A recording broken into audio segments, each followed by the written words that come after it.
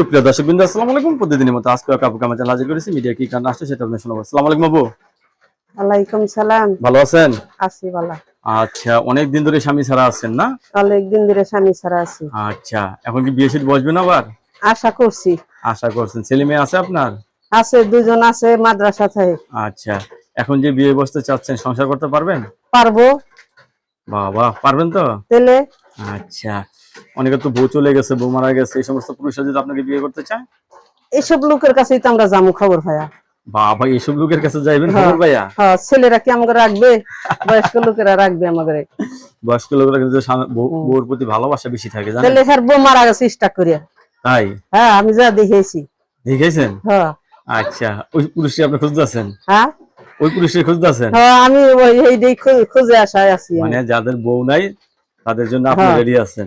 প্রবাসীরাও বউ বাইরে গেছে একবার লাগে। খালি প্রবাসীরা শর্মা কয় না, আমরা তো খবর রাখি। তো হিমুন মানুষ হইলে জামুগা।